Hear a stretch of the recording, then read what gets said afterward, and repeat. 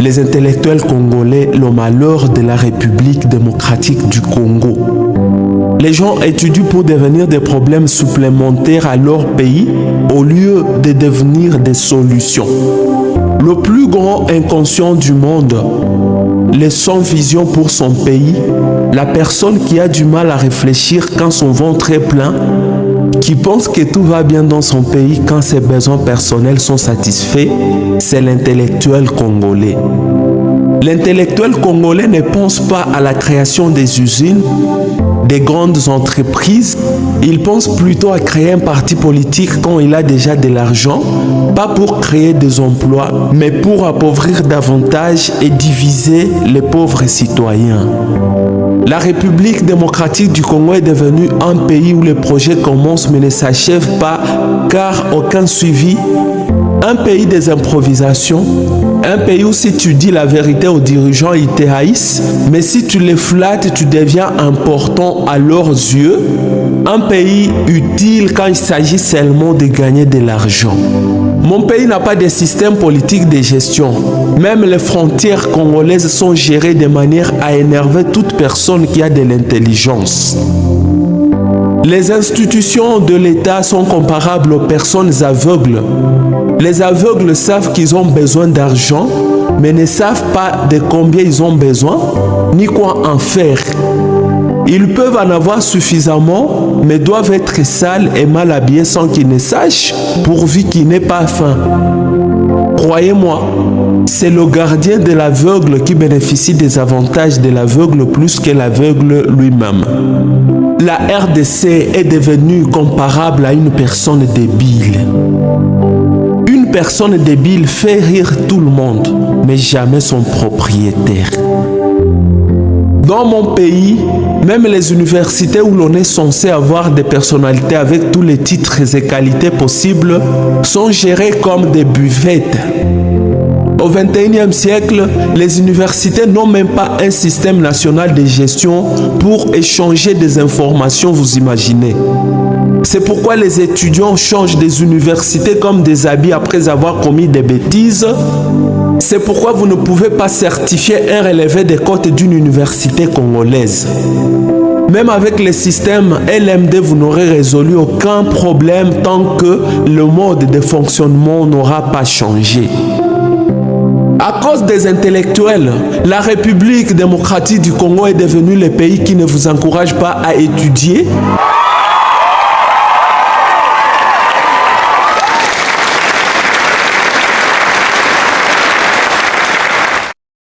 Mais après avoir étudié difficilement et dans des conditions inhumaines, car c'est le cas dans mon pays, on vous exige une expérience professionnelle de 10 ans ou plus avant d'occuper une fonction, sachant que vous n'en avez pas. Une façon de condamner la jeunesse à ne pas s'épanouir. Et pourtant, l'expérience professionnelle d'un intellectuel congolais est comparable à un homme qui, à force de boire de l'eau pendant plusieurs années, il part se plonger dans un lac pour nager. Nous savons tous que c'est la noyade qui doit suivre. Les intellectuels congolais ont des expériences dans les vols, dans la routine, dans l'inacceptable. Bref, les pays favorisent ceux qui les détruisent. Imaginez des grands hommes d'un pays comme la RDC, où il y a toutes les ressources naturelles possibles. Ils portent des vestes fabriquées en Turquie, des téléphones fabriqués en Allemagne, des chaussures de l'Italie, chemises de la France, véhicules du Japon. Ils boivent le vin de l'Espagne, ils utilisent les chaises fabriquées en Hollande et ils sont fiers. Mon pays est un champ de la veuve où les vaches des voisins, les chèvres, les moutons et même les poules mangent des arbres sans crainte. C'est dans les champs de la veuve où tous les voisins orientent leur caniveau. À la veuve, on ne fait que s'excuser après l'avoir provoquée, surtout quand elle a des enfants irresponsables et qui ne sont pas unis. Mon pays a eu le malheur d'avoir des intellectuels qui ne s'identifient pas en fonction de leur pays, mais plutôt en fonction des hommes politiques. Celui qui passe son temps en train de se saouler et ne sait pas investir, c'est un professeur congolais en économie. Celui qui passe nuit dans une maison où l'électricité ne vient que 4 jours par semaine, c'est un professeur congolais en électricité. La RDC est le seul pays au monde où tu verras un entrepreneur créer une entreprise et même des emplois, mais l'État l'aide à tomber en faillite. L'intellectuel congolais n'est pas loyal. Il est comme un chien. Si tu lui donnes un os, il sacrifie celui qui l'a élevé. Les intellectuels congolais, dites-moi, comment vous sentez-vous quand vous affichez des programmes, des jours, des audiences, mais vous ne venez même pas au travail ces jours-là, et si vous venez, vous dites que vous n'allez pas recevoir? Comment vous vous sentez quand vous invitez des gens à venir vous saluer au travail afin qu'ils découvrent que pour vous voir, on complète une audience, même quand vous n'avez rien à parler par rapport à votre travail? Comment vous sentez-vous quand vous voyez des banques qui fonctionnent en République démocratique du Congo? Des banques où quand vous y allez, c'est pour y passer toute votre journée. Des banques où l'on ne reçoit pas des gens en fonction de l'ordre d'arrivée, mais plutôt en fonction des connaissances, d'influence ou des dons d'argent. Les intellectuels congolais pensent que bien parler la langue française est synonyme de la compétence et suffit pour occuper un poste. Conséquence, les Congolais connaissent tout et il ne sait rien. L'intellectuel congolais est têtu, insensible, orgueilleux, sadique, problématique et incompréhensif. L'intellectuel congolais ne supporte pas qu'on joue avec sa femme ou ses filles, mais c'est lui qui s'amuse bien avec les femmes et filles d'autrui.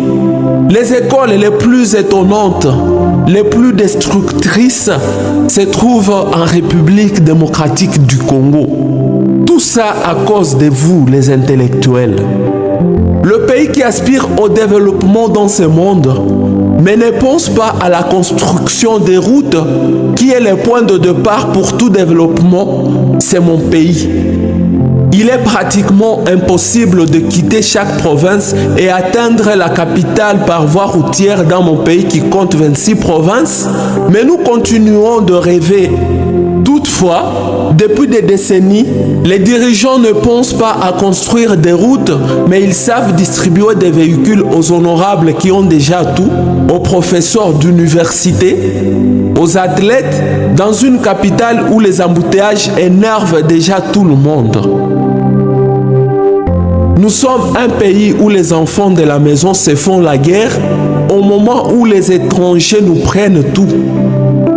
L'intellectuel congolais, c'est la parfaite définition de la honte.